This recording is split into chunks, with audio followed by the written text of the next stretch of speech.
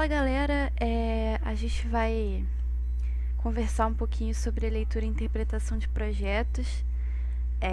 Esse é um dos workshops que a gente oferece para aulas presenciais, mas eu resolvi disponibilizar ele aqui online gratuitamente para vocês. Então, sem mais delongas, vamos começar.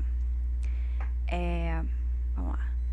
Então, o objetivo central, né, desse workshop, mesmo que seja online, é que quem esteja assistindo esteja capacitado a ter a habilidade de ler e interpretar projetos e saber todas as suas etapas, né? Aqui a gente não vai aprender a elaborar projeto e nem a elaborar os documentos do projeto.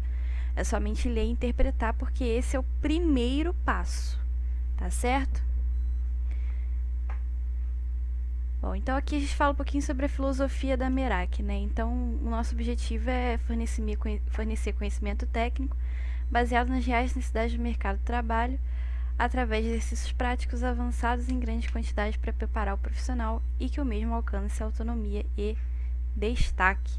Então, é por isso que a gente tem os cursos sempre com essa filosofia de ter muita parte prática, né? Então a gente tem muitos exercícios que vão desde o básico até o avançado. Esse é o nosso grande diferencial. Tá legal? Bom, então vamos ver os assuntos que a gente vai abordar aqui.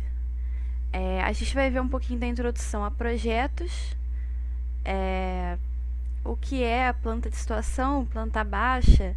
A gente vai ver especificações para plantas baixas e cortes, vai ver o que são os cortes, etapas de um projeto e, por fim, os documentos de projeto. E no final eu vou mostrar um pequeno projeto com as etapas dele, para vocês terem uma ideia, tá bom? Então vamos lá. Introdução a projeto, né? Então, um projeto para aprovação nos diversos distritos de obras, ele deve estar contido em 2 folhas de desenho, tá certo? Elas podem ser em papel vegetal, tela, cópia heliográfica, e é importante que eles estejam com o tamanho normalizado pela ABNT, tá certo? Que eles estejam diagramados nos formatos normalizados pela ABNT. Na primeira folha deve estar a planta de situação e na segunda a planta baixa, cortes longitudinais, transversais, plantas de telhado, fachadas da futura residência. Tá certo? Então, a planta de situação, primeiro a definição e depois eu mostro para vocês um exemplo. A planta de situação, ela é um desenho confeccionado na escala mínima de 1:500 e nela deve ser mencionado o seguinte: o dimensionamento do terreno e orientação, né, o norte magnético, dimensionamento do contorno da obra, cotas de localização do terreno em relação à rua, praça, etc., cotas de localização da obra com relação ao terreno, nome do logradouro, nota indicando a área do terreno, área de obra, taxa de ocupação, e aí a gente calcula essa taxa de ocupação dessa forma, tá? É a área de obra sobre a área do terreno vezes 100. Deve conter também o letreiro indicando o tipo de construção e sua localização, e os nomes de autor do projeto, responsável pela execução da obra e do proprietário, tá certo? Então, essas são as coisas que devem conter na planta de situação. Também deve conter na planta de situação um afastamento mínimo em relação à frente, 3 metros, um afastamento mínimo em relação às divisas laterais, 1,50 m. A taxa de ocupação, ela varia de acordo com a zona rural, zona urbana, tá certo? Os prédios encostados em divisas não podem ter água do telhado caindo para essa mesma divisa. A gente deve considerar alguns fatores importantes na orientação de alguns compartimentos, tá certo? Então, a isolação varia com a latitude do lugar, as estações do ano, né? A gente precisa saber se precisa fazer uma isolação térmica, por exemplo, clima, ventos dominantes, etc.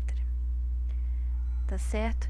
É importante frisar que os compartimentos de permanência noturna, como os dormitórios, devem ser orientados de modo a serem banhados pelo sol da manhã.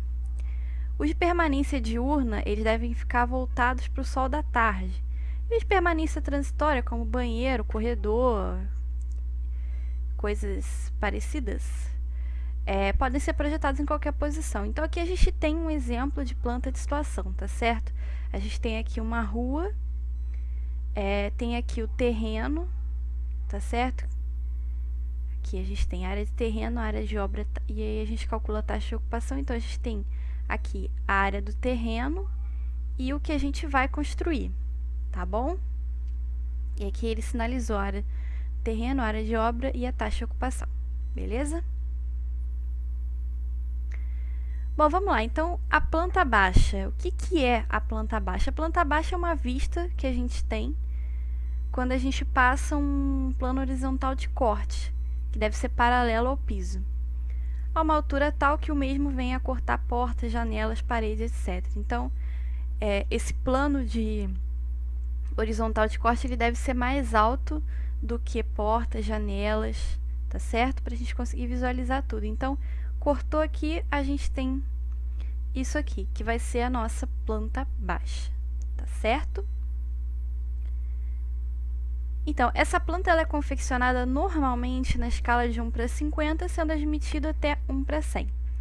As paredes, portas, janelas, mobílias e aparelhos sanitários, por exemplo, são representados por convenções que facilitarão a compreensão por ocasião da execução da obra. Então, o que deve conter num desenho de planta baixa? A disposição, denominação, dimensão de compartimentos, localização das aberturas, as portas e janelas com suas respectivas dimensões, as espessuras da parede, indicação do tipo de piso, localização dos aparelhos existentes. O carimbo da folha tem que conter a localização da construção, proprietário, autor do projeto e responsável pela execução da obra, tá certo? E a gente também deve indicar os planos de corte longitudinais e transversais, eu vou mostrar já a seguir. Aqui temos um desenho com exemplo de planta baixa na escala de 1 para 100, contendo tudo isso aqui que foi citado, tá certo? Então vamos às especificações e símbolos para planta baixa e cortes. Bom, a gente tem aqui as espessuras de parede. As externas devem ter 25 e as internas 15 centímetros, e as secundárias devem ter 10 centímetros. Espessuras de laje de concreto armado, de forro 5 a 8 centímetros e de piso 7 a 10 centímetros. As áreas e dimensões mínimas dos compartimentos. Em função de sua utilização, os compartimentos classificam-se em habitáveis e não habitáveis. E a gente tem essa tabelinha aqui para compartimentos habitáveis, tá certo? E a gente tem área, largura, altura, largura de acesso correspondente para dormitório, quando existia apenas um, e mais de um, salas, lojas e sobrelojas, salas de comércio, negócios profissionais. Para os compartimentos não habitáveis, a gente tem as dimensões mínimas e área mínima. Cozinhas e copas, banheiros e lavatórios, área de serviços, cobertura e circulação comum, casas de máquinas. Ou seja, se a gente tiver uma residência que só tenha um quarto, tá certo? Então, a área mínima deve ser de 12, tá certo? Então, vamos seguir.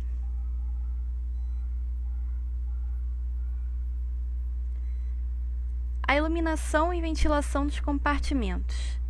Bom, as áreas mínimas dos vãos de iluminação e ventilação, eles são calculados em função da área do piso de cada compartimento, tá certo? Então, a gente tem aqui as relações de habitáveis e não habitáveis, tá? E a gente tem as dimensões mais comuns para os vãos.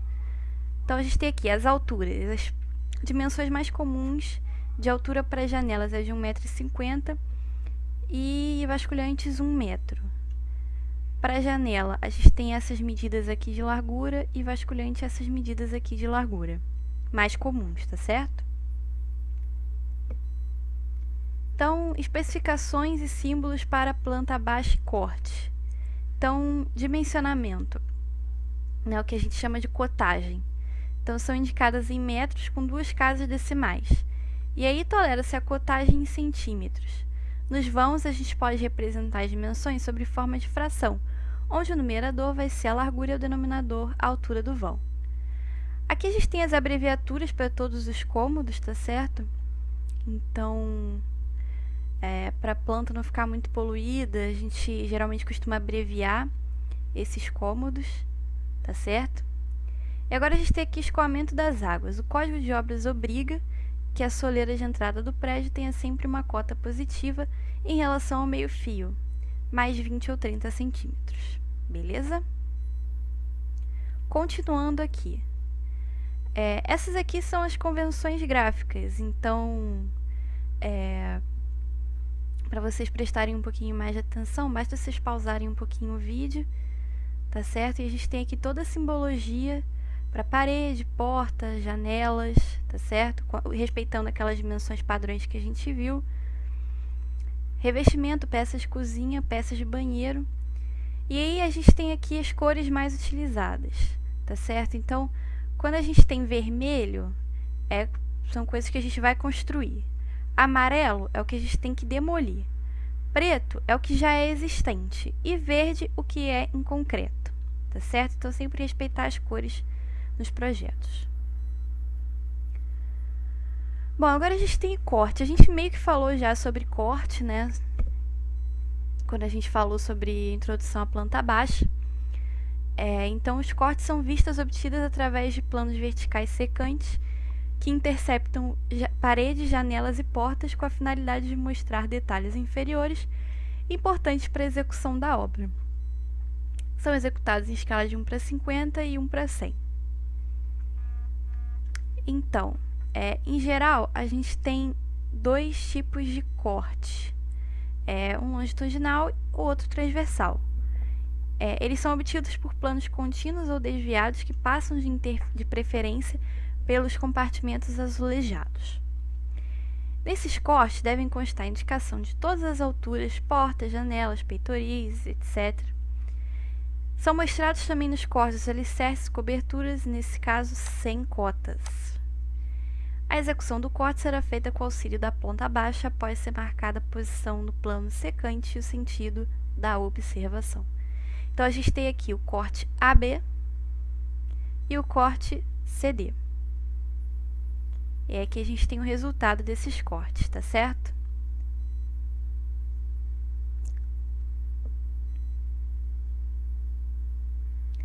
Bom, agora falando rapidamente sobre as etapas dos projetos. A gente tem aqui minimamente o projeto dividido em 6 etapas. Então, a primeira etapa é definir o que vai ser realmente o projeto e suas necessidades. Segundo, a gente faz um levantamento, visita ao local para averiguar o que a gente já tinha definido. Terceiro, a gente faz um estudo preliminar do projeto. Quarto, o anteprojeto. Quinto, a gente faz o projeto legal. E sexto, a gente termina de incluir todas as informações do projeto e dos documentos do projeto com o projeto executivo, que é o projeto que vai literalmente para a execução da obra, tá certo? Os principais documentos do projeto, a gente tem memorial descritivo, memória de cálculo, especificações técnicas, listas de materiais, orçamento. É claro, esses documentos além da planta baixa e da planta de situação, tá certo? Podem existir outros documentos, pode ter documentos de detalhe mecânico ou detalhe mesmo, cortes específicos, mas a gente colocou aqui os documentos mínimos, tá? Dos projetos, os principais documentos dos projetos. E aqui eu estou exemplificando com um projeto meu, tá? A gente tem aqui um exemplo de um projeto, como ele fica pronto. Aí eu vou mostrar cada pedacinho. Então, aqui a gente tem a planta baixa com a instalação elétrica pronta, tá? Aqui a gente tem a legenda indicando todos os componentes do projeto e o que significa cada um. Isso ajuda muito quando você vai fazer listas de materiais, orçamento, e ajuda a pessoa que está vendo o projeto a entender o que está acontecendo. Aqui a gente tem as notas gerais, então são as informações que estão presentes no projeto. E aí você coloca de forma resumida aqui nas notas. Esse aqui é o carimbo, com todas as informações do projeto. E é isso. Se vocês quiserem conhecer mais a Merak, a gente vai deixar aqui na descrição do vídeo todos os links das nossas redes sociais. E se você for do Rio de Janeiro, você pode fazer o curso presencial com a gente. O link para inscrição dos cursos também vai estar aqui na descrição. Obrigada e não esqueçam de se inscrever no canal, porque em breve a gente vai ter mais vídeos como esse. Falou? Obrigada e a gente espera ver vocês de novo.